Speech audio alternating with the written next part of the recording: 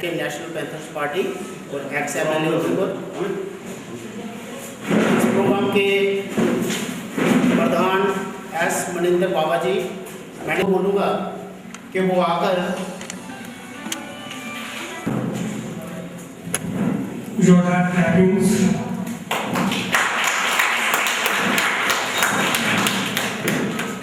Thank you.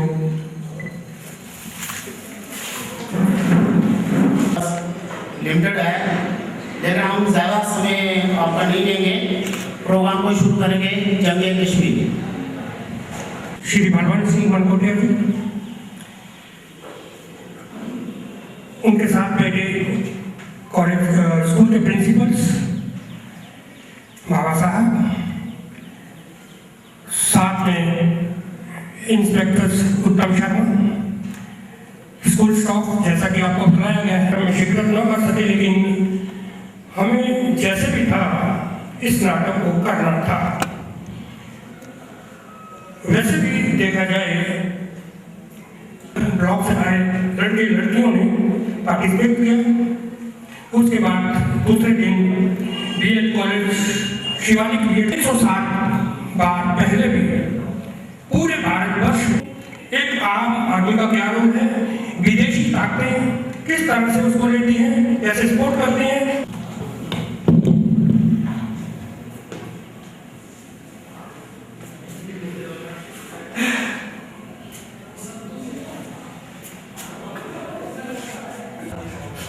देख देख तेरा भाई किस कदर तेरी कब्र में तड़प रहा है।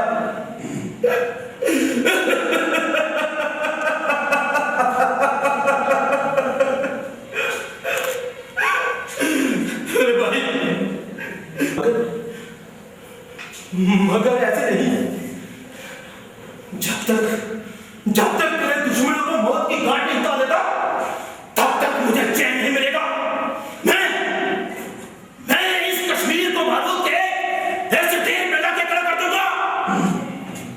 कश्मीर तो क्या, हिंदुस्तान का बच्चा बच्चा हमारा नाम सुनते ही कान फूटेगा।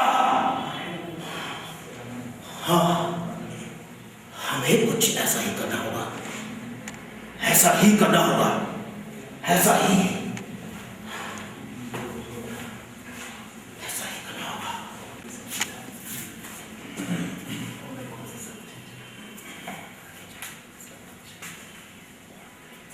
राम राम रहीम राम ईद मुबारक।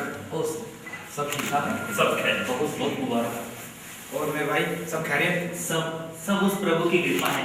आप बताइए, बस में सब कुशल मंगल तो है? बस सब ठीक भाई। आओ चलें घर पे, माँ ने सेवियां बनाई हैं, मिलकर खाते हैं। आओ भाइयों, चलिए।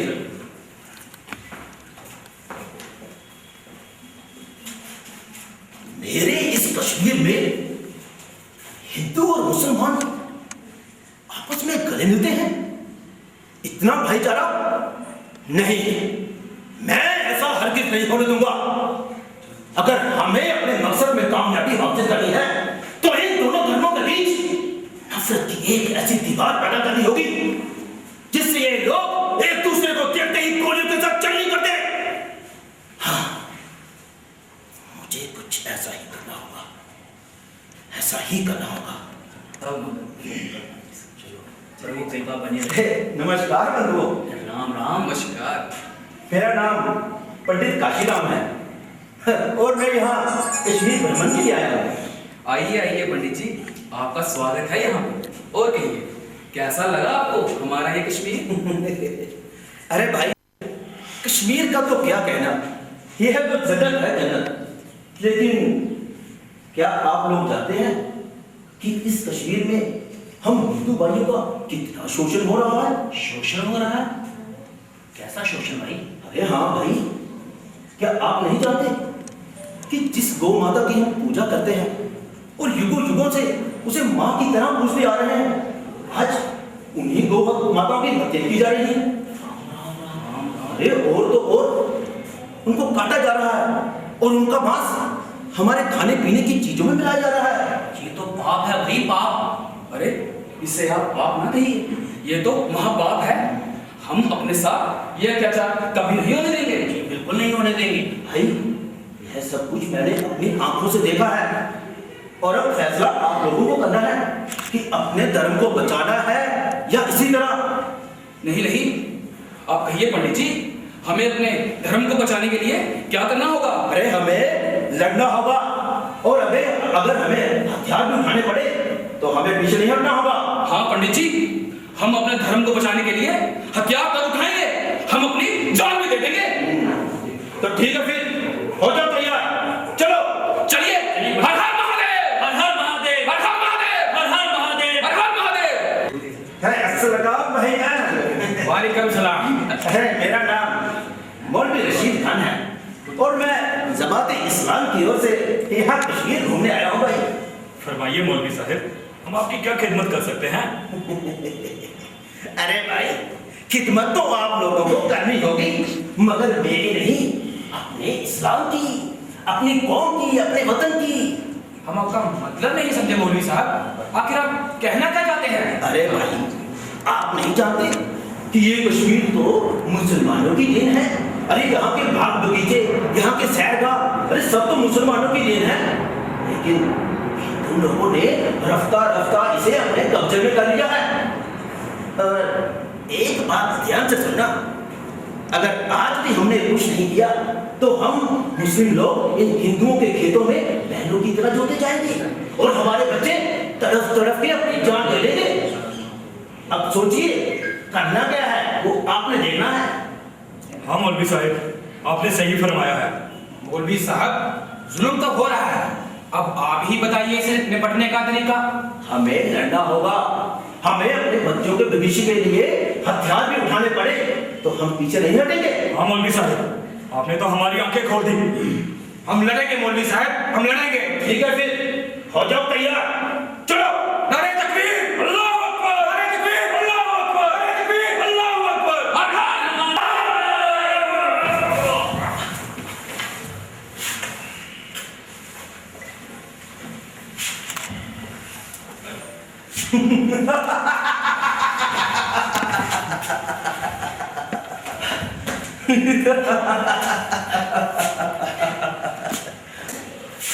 यही चाहता हूं मैं, लड़ाई झगड़ा दंगे, ये दोनों धर्म आपस में लड़के मर जाए, तभी हमें कामयाबी मिलेगी। तभी, हाँ, तभी। या खुदा, या परवरदिगार, ये कौन सा सितम मेरे कश्मीर पर बरत रहा है? क्यों आज आदमी ही आदमी का दुश्मन बन गया है? क्यों ये सारा कश्मीर गुनाह के रास्ते पर चल पड़ा है? क्यों इंसान ही इंसान का कत्ल करने पर आमादा है? या खुदा, रहम कर या अल्लाह, रहम कर अपने बंदों पर।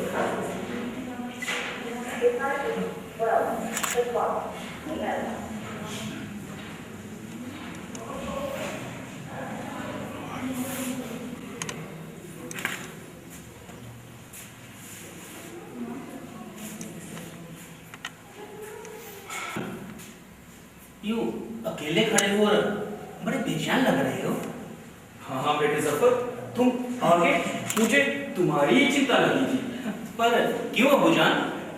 बेटे बेटे, तुम तो जानते ही हो कश्मीर के हालात दिन ब दिन बिगड़ते जा रहे हैं। कब क्या हो जाए कुछ मालूम नहीं।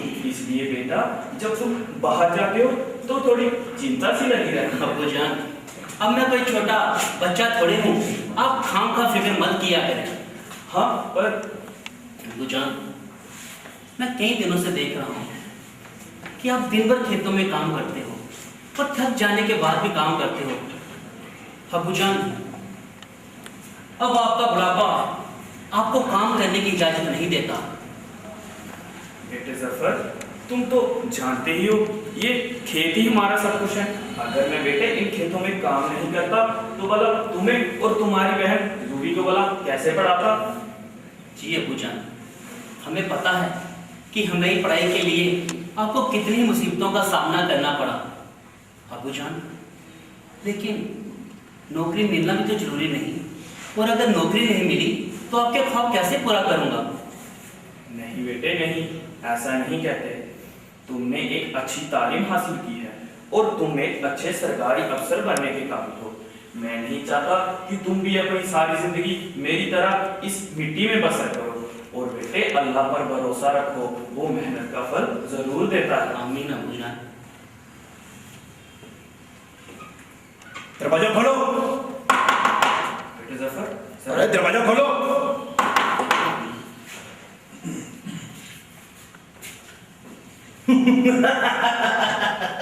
कौन हो भाई? खुदा के बंदे और इस्लाम के लिए हम तुम्हें ले जाने आए हैं। मुझे? हाँ, मुझे किस लिए? तुम्हें इस्लाम की जरूरत है और तुम अपनी इस्लाम की हिफाजत के लिए हमारा साथ दोगे। नहीं, मैं तुम्हारे साथ कभी नहीं जाऊंगा। चलना तो तुम्हें बलबुदार हमारे साथ पड़ेगा ही, और वैसे भी हम तुम्हारी तकलीफ सुनने नहीं आए। और अगर तुम जाने से इनकार करते हो तो हम तुम्हारे पुत्र बाप को यहीं पे खुद से चले। नहीं नहीं नहीं नहीं, मेरे अब्बूजान को छोड़ दो, छोड़ दो मेरे अब्बूजान को। मैं आपके साथ चलने को तैयार हूँ। अब्बू, नहीं बसे।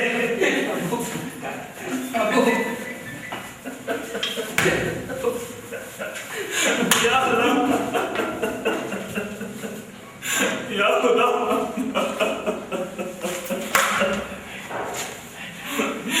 या अल्लाह, ये जालिम मेरे बेटे को ले गए। ना जाने ये जालिम मेरे बेटे से क्या क्या गलत काम करवाएंगे। मैं कितना बदनसीब बाप हूं जो अपने बेटे की हिफाजत भी ना कर सका। या खुदा। अस्सलाम वालेकुम खान साहब। वालेकुम सलाम। और शबीर, क्या खबर लाए हो? खान साहब, असला बारूद से बराबर तक मैंने अपने इलाके में हिफाजत जगह पर रख दिया है। अब आगे बताइए उन हथियारों का करना क्या है? ठीक है शबीर, अपनी जरूरत का असला तुम अपने एरिया में ले आओ और बाकी का असला आज रात ही यहाँ पहुंचा दो। जी खान साहब। और सुनाओ, शहर के क्या हालात है? हुजूर, आपके कहने के मुताबिक स्कूलों में आग लगा दी, सरकारी दफ्तरों को जलाकर राख कर दिया है, गलियां खून से लाल हो चुकी हैं, लोग इधर उधर भाग रहे हैं, कश्मीर में अफरा तफरी मची है, पूरा कश्मीर खून के आंसू रो रहा है। खान साहब, पूरा कश्मीर खून के आंसू रो रहा है। और तो और एक फौजी गाड़ी में अम्बुश लगाकर 40 से भी ज्यादा फौजियों को मौत के घाट उतार दिया है। खान साहब, शाबाश, बस यही चाहता हूं मैं। अफरा तफरी, खून खराबा, जलाकर राख कर दो सबको। पूरे कश्मीर में ऐसी दहशत फैला दो कि ये कश्मीर तो क्या, हिंदुस्तान का बच्चा बच्चा हमारा नाम तुमसे ही गाओगे। जी खान साहब, ऐसा ही होगा। हम तुम्हारे कारनामे से खुश हुए। आज से तुम दोनों अपने ग्रुप के कमांडर हो। ये तो मेरी खुशकिस्मती है खान साहब। अब आगे बताइए, आगे का निशाना क्या है? अब निशाना एक जगह नहीं, बल्कि पूरे कश्मीर के साथ पूरे हिंदुस्तान में कर दो। मुझे हर तरफ लोगों की चीखें, खून, गोलियां, बस यही नजर आना चाहिए। जी खान साहब, ऐसा ही होगा। और सुनो, उस हिंदुस्तानी कैप्टन का क्या हुआ?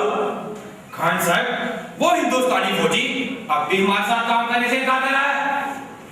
वो हिंदुस्तानी फौजी और हमारे साथ काम करने से इनकार? जी खान साहब। शबीर, जी खान साहब। उस हिंदुस्तानी कुत्ते को कचल के लाओ। जी खान साहब।